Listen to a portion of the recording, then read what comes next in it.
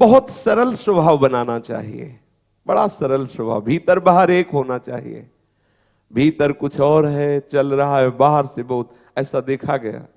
कुछ लोग इतना मीठा बोलते हैं, पूछो मत, मिश्री में उतना स्वाद नहीं जितना उनकी वाणी में स्वाद है।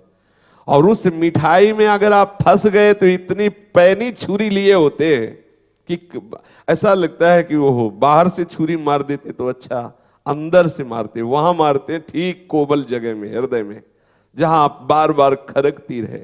बाहर से कहेंगे आप हमारे लिए अवतार हो, हम ये अनुभव की बात बता रहे हैं, आप अवतार हो, आप भगवान हो, आप ऐसा वैसा, पीछे एकदम विपरीत आचरण, पीछे उस एकदम विपरीत आचरण, नहीं समझ सकते। ऐसा नहीं होना चाहिए।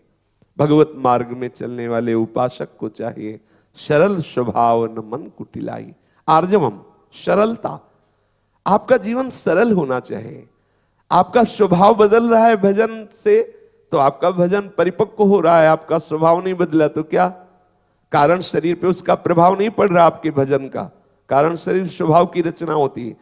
स्वभाव बदल जाए, हमारे स्वभाव में आ जाए प्रिया प्रीतम का जस सुनना, नाम जप करना।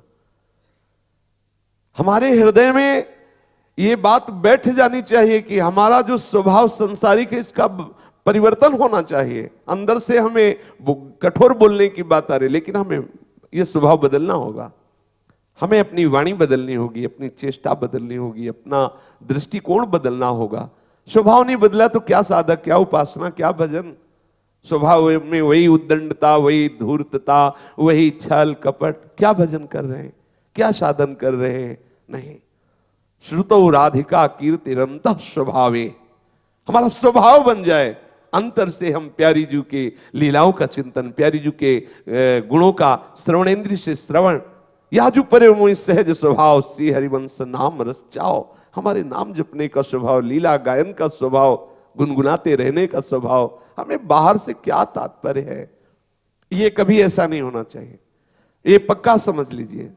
अगर आप सरल स्वभाव रहेंगे और आप सत्य वार्ता करेंगे, छल कपट नहीं, जो अंदर है वही बाहर, तो थोड़ी देर के लिए सामने वाला भले न समझ पाए, लेकिन एक दिन आपको जरूर प्यार करेगा, एक दिन जरूर आपका वो हृदय से सम्मान करेगा, क्योंकि आप सरल है ना। वो भले सरलता को न समझ पाए, लेकिन एक दिन समझेगा। जिस दिन उसे ठोकर लगेगी माया की, तब समझेगा कि हमारा व्यवहार कितना कटु हुआ और वहां से कितना सरल व्यवहार था। हमें अपने स्वभाव को बिगड़ने नहीं देना। पूज्यपाद श्री उड़िया बाबा जी जब अपने आश्रम में विराजमान थे तो कुछ ऐसे भी होते, परिकर में सब होते, सब तरह की लीलाएं होती है।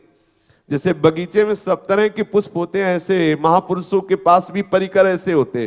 कुछ होते फूल चढ़ाने वाले, तो कुछ होते गला काटने वाले, साथ ही होते, प्रभु रखते हैं। देखो वैसे ही हुआ, वहीं तो रहता था, आश्रम में ही खाता था, और बाबा को जैसे सब भगवान मानते थे, ऐसे वो भी भगवान दास ही, शायद ऐसे ठाकुर दास उसका नाम था शायद, वो गड़ासे से काटा। और जब वो दंडता वहां कुछ करते हैं, वो बाबा से कहते कि बाबा इसको हटा दो, तो बाबा कमंडल उठाते, बोले हम ही उठ जाते हैं। बोले बाबा आप गुस्सा क्यों नहीं करते, अगर आप गुस्सा करो तो सब ठीक हो जाए। तो बोले जब वो स्वभाव नहीं बदल रहा, तुम अपना स्वभाव क्यों बिगाड़े? हम अपना स्वभाव क्यों बिगाड़े हैं? हमें देखो, वो तो सिद्ध ब्रह्मलीन महापुरुष है, लेकिन वो चेष्टा करके बता रहे। सामने वाला अपना स्वभाव नहीं बदलना चाहता, तो हम क्यों बिगाड़े अपना स्वभाव? वो प्रतिकूल कर रहा है, करने दो। हम अपने सरल भाव से, हम अपने पवित्र भाव से प्रसन्नता व्यक्त करते हुए भगवत आराधन में लगे रहें।